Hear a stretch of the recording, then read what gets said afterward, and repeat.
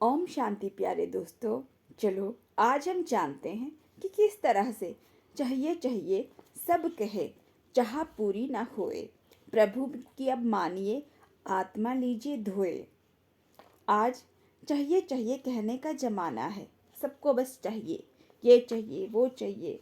सरकार कहती है कि जनता को आय कर और विक्रय कर पूरा देना चाहिए, ताकि सरकार के पास काफ़ी धन इकट्ठा हो और जनता के लिए कार्य कर सके। जनता कहती है कि सरकार को चाहिए कि वो टैक्स कम लगाए, वरना यदि हम ईमानदारी से इतने अधिक टैक्स दें तो बाल बच्चों का पेट भी नहीं भर सकते। समाज सेवक कहते हैं, लाला जी आपको अपना कुछ धन और समय समाज सेवा के लिए भी देने चाहिए। लाला जी कहते हैं, आजकल की महंगाई और कठिनाई के ज़माने में रोटी कमाने, घर वालों की सेवा करने तथा टैक्स के झूठे और सच्चे दो दो खाते बनाने में हमारा सारा दिन ही चला जाता है।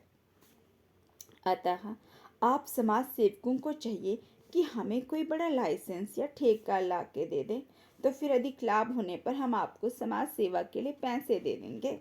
पंडित जी कहते हैं, लाला जी शास्त्र कहते हैं कि मनुष्यों को कुछ भक्ति भी करनी चाहिए।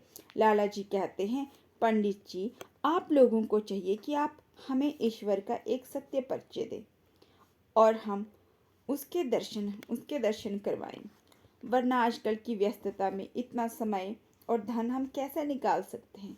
भिखारी कहता है, सेठ जी कुछ तो मुझ निर्धन के लिए आपको भी दान देना चाहिए। सेठ जी कहते हैं, अरे भाई अब दान लेने देने का जमाना गया।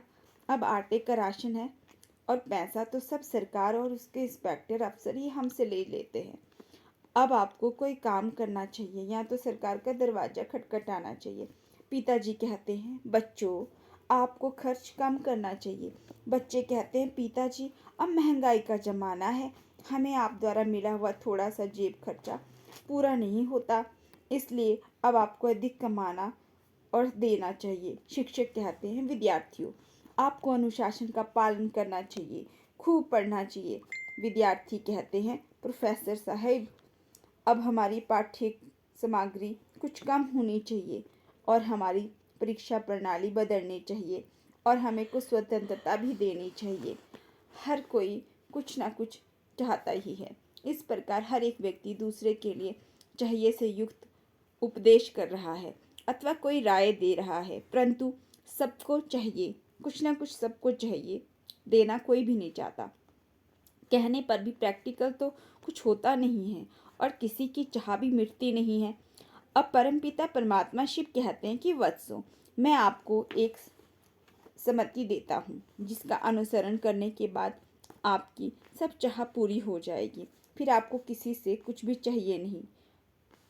आप मेरी उस सम्मति अथवा आज्ञा का पालन करने से आपको वैकुंठ में देवपद की प्राप्ति होगी और उस स्थिति में आपको अन्य किसी को भी कोई भी वस्तु अप्राप्त ही ना होगी। मेरी वो सम्मति यह है कि अब आपको पवित्र और कर्मयोगी बनना चाहिए।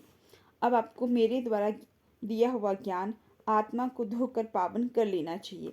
बस इस आखिरी और सर्वोत्तम चाहिए को मानने से आपका पूरा कल्याण हो जाएगा। तब आप देवताओं की तरह देना शुरू कर देंगे, क्योंकि जो लेता है वो लेवता होता है, जो देता है वो देवता होता है। ओम शांति।